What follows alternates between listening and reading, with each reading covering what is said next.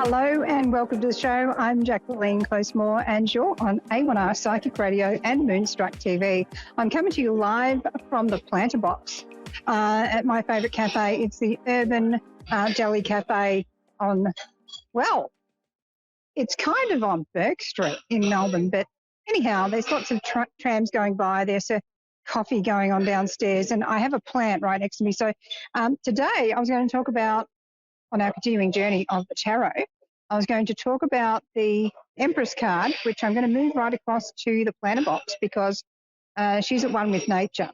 And so I'm literally sitting half on the planter box, half on the couch.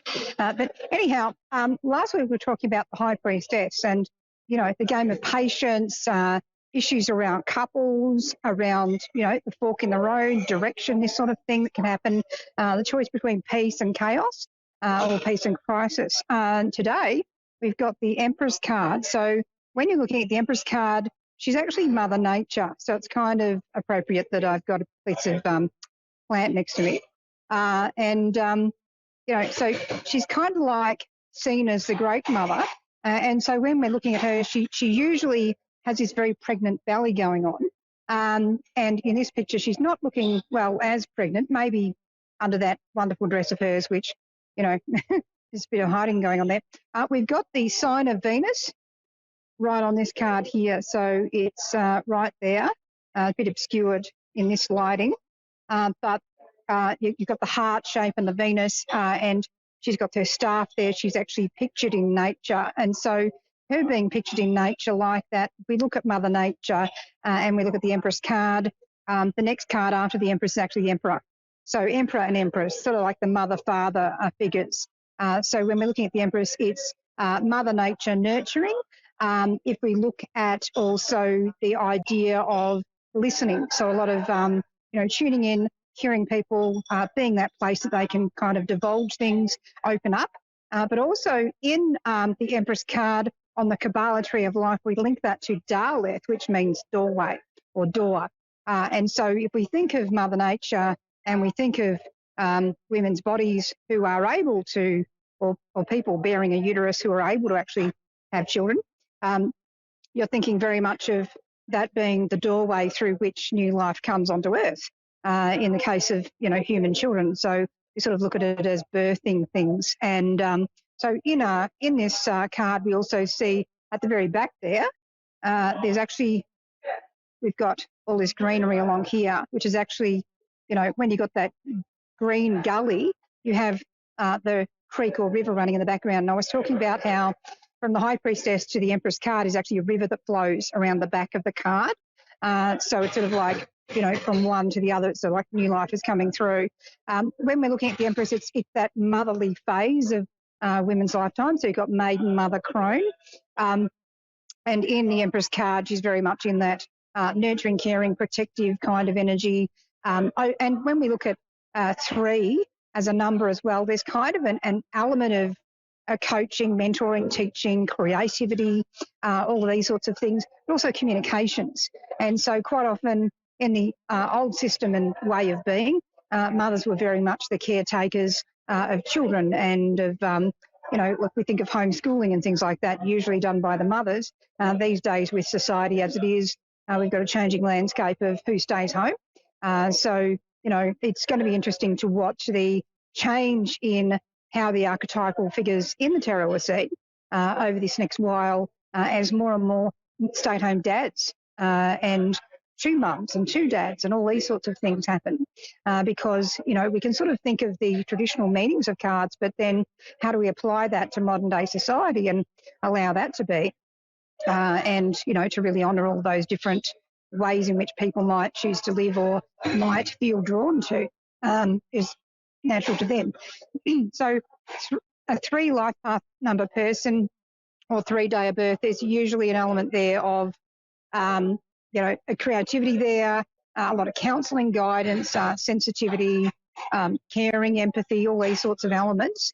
In the dark side, I guess, of the mother, you know, symbol, we can have, you know, kind of the anti of all of that. So if someone's having trouble with that element in their life. The Empress card might show up, but it might be in a different way. So, not everyone has a fantastic mother. And sometimes I get clients who, particularly women, who were what we'll call motherless daughters. And so quite often you sort of hear this story, people say of, oh, you better make up with your parent before they pass over because, you never know when they're gone. And that's true if you've had a very loving, giving, nurturing scenario growing up. But when you've got a situation of a motherless daughter or a motherless son where there hasn't been nurturing or there's been abuse there, which not just men perpetuate, but, if it's been the mother figure, then that could actually be a relief for them. And so it's really important in our sort of search for understanding to be compassionate to all the different forms of what goes on in people's lives when you're reading the tarot. So that you're not just trying to stick to a Hallmark greeting card version of what life should be and trying to instill that on people who it's not appropriate for. And that's part of the role of being a listener and a nurturer via the use of the tarot or any other tools you want to talk about to make sure that you're not just applying a static meaning to what a card might mean. It's like, well, here's the strength of this card, here's the challenges of that card. So, the question might be, how nurturing are you being? Or are you open to receiving nurturing? Are you maybe expecting lots of nurturing where maybe it's not appropriate? All these sorts of things are good questions to sort of ask when you're meditating on cards. And when you're looking at learning tarot, it's not, you want to learn the static meaning, sure, but you want to then go, all right, but what's this really talking about for this person in front of me, in their particular case? Sometimes we can see kind of a selfish energy around a person, we might call it, or an abrasiveness. And sometimes we can sort of say, all right, well, maybe that's not just them being abrasive. Maybe there's cause and effect here. Maybe they're abrasive because they're hypervigilant because they were treated in an abrasive, abusive manner. So all these sorts of things are very important considerations when you're looking at cards and looking at nurturing through the use of different tools in your readings. So it's just something to sort of be very aware of. Quite often, 3 life path number people, if they're owning that energy in a beautiful way, children and animals tend to flock to them, tend to feel really comfy. Sometimes with the 3 energy, there can be a bit of anxiety. And sometimes with that 3 energy, there can sort of be either opening up like a book and talking lots, or there can be sort of like, oh my God, I'm not saying anything here. It's like a real shutdown. So it can just be a really good thing when you're, looking at this Empress card to sort of look at the different dynamics that might be going on, like, in this. And also, if we think of the 3 stages of a woman's life, you've got maiden, mother, crone. Of course, the Empress card is 3. So we're sort of seeing that as well. So, just keep an open mind and eye to what these cards might actually be meaning for you. And I think, if you're meditating on the tarot this week along with me, then, I'll put up different exercises that you can do during the course of this week. And I'll later on be adding each one of these podcasts to my Jacquelene Closemore page, a Jacquelene Closemore live page, actually, because I've got 2 of them, and going that way. Another interesting thing that happened during the week in relation to me coming into doing this card, and what you might find if you're following along with me in these cards over the weeks, is that each week a theme will come up to do with that card.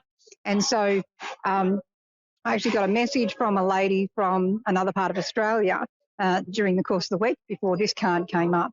And she said that she had a dream that she needed to speak to me, and she'd never heard of me before. And so she went and Googled and she went, oh my God, she exists. And then she actually messaged me and said, look, I had to message you because I had this dream about you. And, I've got this really interesting relationship going on with my daughter, though she's a mother, and her daughter's kind of like the high priestess. And, it's in the week that just before I'd done the high priestess card, and now we're coming into this week with the Empress. And of course, his mum messaging me saying, I had this interesting dream, I had to speak to you, and I've got some stuff going on with my daughter. And I just wrote back because she was asking, do I need a reading? And part of being a good listener and holding space for people is not to actually try to control that scenario. And what I'll never do is tell people, yes, look, you definitely need to come along to me for a reading. It's like, well, if you want to come along for a reading and feel it's appropriate for you, by all means book. Whether you're anywhere in the world, you can still speak to me via the internet or in person as it might be. So I just messaged her that, look, thank you very much. Wish you the best. I'm here if you need me, but I'm not going to tell you. You have to book. And I said, if you want to, get back to me. And she wrote back, oh, thank you so much. Da-da. And then I got a message just this morning, literally this morning, as I'm about to present the Empress card, a message from her saying that here I am, by the way, my daughter finally messaged me. This is her daughter who wasn't talking to her. So here we are. Sometimes the energy can convey through you without a booking. Quite often I find that when people make a booking with me, the healing energy goes out to them. So here's that opening of the door. The healing goes out to them, and then what they think they're coming to me for very quickly transforms into something else. So they might book for one thing, and then next thing, poof, there's a whole shift of energy, and then the next thing comes through. It's like through the doorway, the catalyst, the doorway. So when you think of that doorway in the Empress card, what are we bringing into or taking out of your life? What are you letting in? What are you keeping out? So the doorway is a filter. Do we let the door-to-door salesman in the house? Well, probably not. Sometimes you get, born-again Christians knocking on your door. Hey, we're here to help you find Jesus, to which I would answer, well, I didn't know he was missing. But he told me you're dropping by something. So just things to think about. So, stuff to work with. I'll put up notes during the course of this week, and I'll start posting all the different cards. And I look forward to catching up with you all next week. Lots of love to everyone. There's more shows on A1R Psychic Radio and Moonstruck TV for the rest of this afternoon, evening and morning. Catch you next week. Bye-bye.